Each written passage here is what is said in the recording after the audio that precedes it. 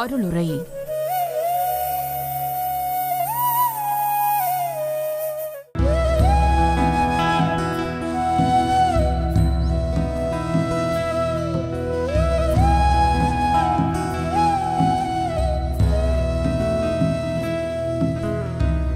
குருவின் மீது நம்பிக்கை இருந்தால் போதும், மற்றவையெல்லாம் தானாக வரும்.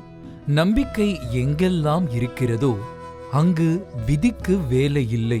நம்பிக்கையால் விதி செயலற்று போகும். உன்னை யார் துன்புறுத்தினாலும் அவமானப்படுத்தினாலும் அவனை கடவுளைப் போல நேசி. இயேசுவைப் போலவும் காந்தியைப் போலவும் வாழப் பழகு. அன்பு வலிமையான மருந்தாகும். அது மின்சாரத்தை விடவும் அதிக சக்தி வாய்ந்தது. சக மனிதர்களை உன்னால் நேசிக்க முடியாவிட்டால் கடவுளின் அருளை ஒரு நாளும் உன்னால் பெற முடியாது. செடியின் வேரில் ஊற்றப்படும் நீர்தான் கிளையாகி இலையாகி பூவாகி பழம் தருகிறது. அதேபோல துறவிக்கு செய்யும் சேவையானது ஒட்டுமொத்த குலத்துக்கும் சேவை செய்யும் பலனை தருகிறது.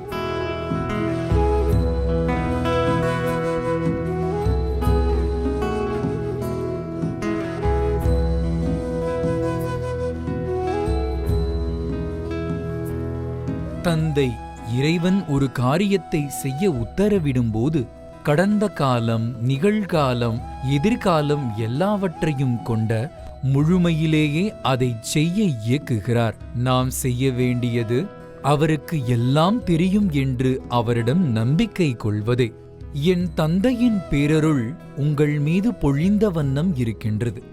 தெய்வீக உணர்வு என்னவென்றே அறியாத பாமரர் கூட சட்டென்று தந்தையின் தெய்வீகத்தை உணரும்படியாக என் இடத்தை என் தந்தை நிர்மாணித்துள்ளார்.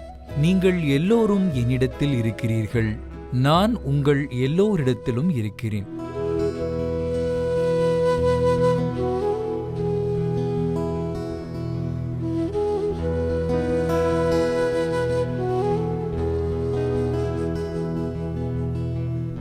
பகவத்கீதையில் கிருஷ்ணன் கூறியது போல், நீங்கள் எல்லோரும் மணிகளாய் என்னில் கோர்க்கப்பட்டுள்ளீர்கள்.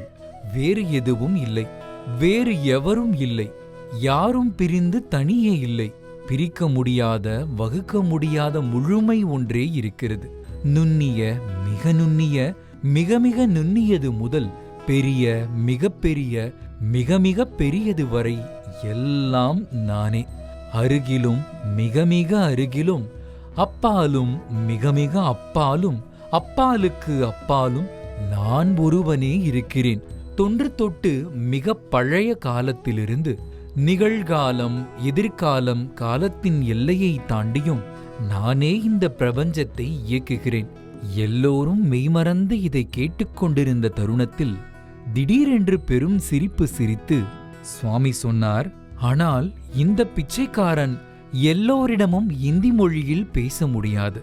ஏதோ சில நெருங்கிய நண்பர்களிடம் மட்டுமே இந்த மாதிரி பேச முடியும். என்ன? இந்த பிச்சைக்காரனிடம் ஒன்றுமில்லை. கோயிலின் உள்ளே குளக்கரையில் நின்றிருந்த போது எடுத்த நிழற்படத்தின் அடியில் உள்ள யோகிராம் சுரத்குமார் என்னும் பெயரில்தான் எல்லாம் அடங்கியுள்ளது. எவரவர் வீட்டில் இந்த படம் இருக்கிறதோ அங்கெல்லாம் இந்த பிச்சைக்காரன் இருப்பதை உணர முடியும். இந்த படத்துக்கு மாலை அணிவித்து முன்னால் ஒரு அகர்பத்தியை ஏற்றி வைத்து யோகிராம் சுரத்குமார் என்று சொன்னாலே போதும், இவன் ஆசையும் அருளும் என்றென்றும் உண்டு. ஆன்மீக அன்பர்களே, வாழ்க்கை கடலில் நம்மை கரை சேர்க்கும் ஓடமே குருவானவர் என்பதை புரிந்து கொண்டு அவரின் திருவடி பணிவோம், திருவருள் பெறுவோம். ஜெய் யோகிராம் சுரத்குமார்.